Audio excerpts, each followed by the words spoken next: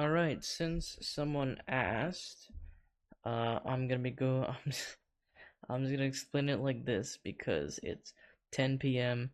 and I just want to do this.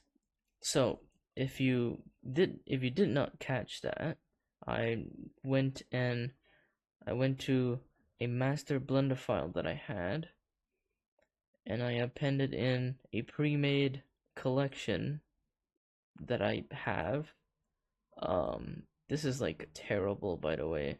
I, I'll, I don't know if I'll get the time to actually fix it, to actually make it better, but that's just what I have. And then it's everything's simple. You just set up it normally. So for the hair, you can either do bone constraint. Um, you should do bone constraint, but the way I set up the way I set up my IK rig, it's terrible. This isn't the new one. This is an old IK rig I have, and bone constraint just does not work. And I'm not gonna. I know how to fix it, but I don't. I don't fix it. So instead, I use this complicated method where I copy a location so that this goes up there, and then I use a child of constraint and set an inverse so that now this thing is the child of the head bone, and it works like a copy. It's like a copy transforms on steroids. It's a better copy transforms. And then it's more setting up. This is eyebrows, and then I armature deform them. That's pants. Keep a note of that, by the way, of the BTM. Ah, so in one of my artworks, I made like a custom shirt. It's not really custom. It's like I messed with the texture, so I have a custom shirt. So I specifically went back to that file to get that shirt. Uh, and then I just reset the pose, and then I put the shirt back on, and that's it. Now here I wanted to put on. Here I looked at the toes here, and it looks terrible. This looks terrible. Like, come on, it's bad. So I'm like, let's just block it up. So I spent all this. Oh, by the way, there it is. That was my entire reference. This was the only reference I used. That picture. Now, yeah, all of that was to get this sock, put it just to cover up the toes. I never planned it. I was just like, the toes look bad, just cover it up. Now what was I doing here? I was getting the scale. So here, yeah, gold is at a specific size, so that she's at a specific height. So I just copied that scale, brought it there, so that she's the same height again. I like using real life scale, even though I kinda do that. Okay, so now we're building the scene. Very simple. You I added in a couch because that's what I was doing. I put in a rug. I make sure the rug covers most of the furniture. It should be all of the furniture should be on top of the rug, but don't care. Put the table there, and then I fill the camera until I turned on these composition guides. It's you can't see it because I scrolled up. So I have these lines. I have thirds and I have golden ratio. And what I'm trying to do is because I'm thinking about Gold's head to be right here, like around this section. So for her to be there, I'm trying to look at the guide, trying to see what would be a good spot. I don't know if I adjusted the camera later, but it seems like I stopped here. So the head is in the middle of these. It's not the best, but that's what I thought looked okay. Here I separated the pillows so I can hide them, and then I can arrange them. And now the posing part. Now the posing, I even drew an annotation line so that I know roughly how I want my spine to look. and then it's just posing, posing. I hopefully I don't have to explain this part. Like, it's just posing. It's literally just posing, and you practice that. Aha. So this was the original idea. It's supposed to be Gold lying down on the couch eating chips, but I looked at the chips model that I have, that I downloaded from BlenderKit. Um, it's not the best per se. It looks like that, and I'm like, how am I gonna put this? I'm trying to find out where do I put this, and I'm like, you know what? Screw it. We'll just do something different. So the art, how the art was gonna end up, completely changed after I found out, hey, this model's kind of and I'm lazy to find a better one, so I'm just gonna change the artwork, do something else. Now here, this happens a lot with clothing. It's They like to stick up a lot like that, so I just set up I set up shape keys so that if I want to go back, I can undo it at any time. I just have to remove the shape keys. So that's one way if you want to make a backup or stuff of something. So I did that, and then I did some proportional editing. I moved that part up a bit. Let me scroll in so I can. So I moved here a bit to cover up that clipping, and then I move that down so you can see how this is normal, and then I can mess with there you go, how that moves to there.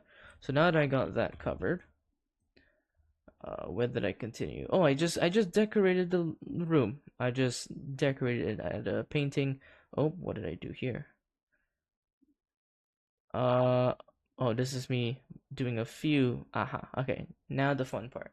This is lattice deformation. So you grab a lattice, you you should have the lattice cover the entire model. I did not do that, so it caused a bit of problems later on. But basically, you set up a lattice cage, you find a good amount resolution that you want, and then set up a shape key. Make sure, yeah, it's somewhere here. Yeah. So I selected the couch and I added a lattice modifier. Here it is. Added a lattice modifier, put it to the lattice, and this allows me to edit the lattice, and the lattice will move, the model will be deformed based on the lattice. So what I do is I go to points around where Gold is on the couch, and then I just indent them, so that it looks like, yeah, so you can see the difference there. So I just added that indent to make it so that she's pushing into the couch. It's not a lot. The couch still looks pretty stiff. That's my bad. And then I did the same for the cushion. Now I sort of messed up the cushion a bit. Yeah. There's this big gap here, but that's not where the head is. The head is at the back. So I don't know why I left this big gap here. Whatever. See, I even tried pushing it back up, but I didn't fully fix it. Here's me doing the mouth, doing the face posing, and then here's me subdividing the hair. So here I'm selecting all the edges, and then I'm creasing them because I'm lazy. What the hell is good topology? Just crease, crease, crease. I don't care about it. We don't need good topology in this part. Here I'm just creasing this end because it shows up here, and then I subdivide. Yep, so yep, just standard stuff. I know I'm supposed to be explaining it, but really this is more of just like, the more you do it, the more you just get used to it, and then it's just become like, yeah, it's just a thing you do. It's not really special to Splatoon Blender, it's just a thing you do. And then I just decorate more. I just add more stuff. I added the chips back. I put it back in there. Found a plant. The baseboard. Now, first, I want to say that this is too big to be a baseboard. It should be more of a rectangle. vertical. Sorry, it's cuboid. Should be a more vertical cuboid. Keyboard. Vertical cuboid. But this is just a cube. So how I made the baseboard, I just do the bevel, and then I go down here where it says profile type, go to custom, and then I select a preset. I think this one is, I think this one's called crown molding. Then I just increase the segments until it looks good. I think I went with 20. And then I just, oh, oh no, it's the cornice molding, I think. And then I just, excuse me, I just shove that against the wall. I also beveled the room so that this is not like, because you can see that. So just bevel the room a bit so it's a bit more smoother. And it seems like I extended the baseboard so that it covers that whole side. And then we're back to decorating. We're just decorating, we're just moving stuff. We're downloading models. Oh, and the lighting stage. Well, not really the lighting stage, this is the texturing stage. And here I went back to the file to copy the ink color, and then I just texture. It's all texturing, nothing special here. Here my Blender crashed. I don't know why it crashed, but it crashed, which was fun. And then I'm adjusting the eyes, I'm texturing. Oh, and now we're in the lighting phase, really fast. So I turned off that light, and I started with replicating a television. So I roughly put it like where I would expect a television to be. Then I gave it like a sort of cold-ish light, 9,000 Kelvin. And then I was experimenting with this beam shape spread. I was like, what happens if I mess with this? And I see that it gave me like, it looked like this, and I thought, hey, that looked pretty nice. And then I tried adding a spotlight to do like a rim, to make like a rim light here. It didn't go very well, and also it sort of ruined something later on. You'll see. After I said that, oh yeah. So you see how I made it green so I can see where it's affecting the model. Then I just put it back to white. And then now this thing up here, this thing makes the shadows colored. This is how I color the shadows. Yeah, so I make that a pretty deep blue. It may be 1 watt, but instead of black shadows, now you can see how there's a lot more blue here. So that's what I wanted to make. I wanted to make the shadows very blue, so I just put that up there and just made everything blue. Then I wanted to add like a second color to counter that blue. So I have a blue, and then I had a warm-ish color, orange-ish color, and I just shoved it there. There's no reason for it to be a ellipse. I just picked it because why not? And I just left it there with some orange. And then I go through, oh yeah, this is something I added a bit of color to the couch and pillow. So for the pillow, I just added some color. So normally they're all black. But fully like really blank objects, the color just does not exist. You can't put color in it, so I wanted to make it a bit brighter. Now for the pillows, I just decided to change the colors completely. So I changed it to like this brown-ish color. Then for the couch, I made it a bit brighter. So instead of this really dark color, I added a little bit of white. And so now it's more like just a really dark gray. And now I can actually register some of the lighting. And I think it looks nicer. So what am I doing here? Right, I wanted to edit the spotlight, but that spotlight was a terrible mistake because while I didn't notice it yet, you see how the spotlight affects this part right here. This confused me for a while. What am I doing here? I'm texturing. There was something I forgot to texture. Also, did you notice that? If you didn't notice it, we're 2 hours in, I haven't textured the BTM, and I never did. So this pans here, I never textured it. It's still in its original FBX. I somehow missed it, and it's so funny. Okay, so I think I just straight up. Okay, here I'm just editing the pose a little bit. Yeah, here. Yeah, here it is. So you see how this part here and this part here. This was my mistake of adding a spotlight, and it's more than it's just how I positioned it. And I was like, you know what, screw it, we'll just remove it. And then I added a separate area light as a rim light. So see how does this white here, this white outline. So I wanted to add a little bit of rim, and then I textured the walls, which I also forgot. Here, right. So here I wanted to check the normals of the walls. So I inverse the normals so that everything's blue. Same with this painting. For some reason it was inverted. And then I just changed it. And this is sorry, excuse me. This is a recording I didn't include in the video, but this was my compositing. Now, this is after I followed like a bunch of DaVinci guides, so I can't really explain what's going on here. I'm just following someone else. But basically, I did label the stuff here.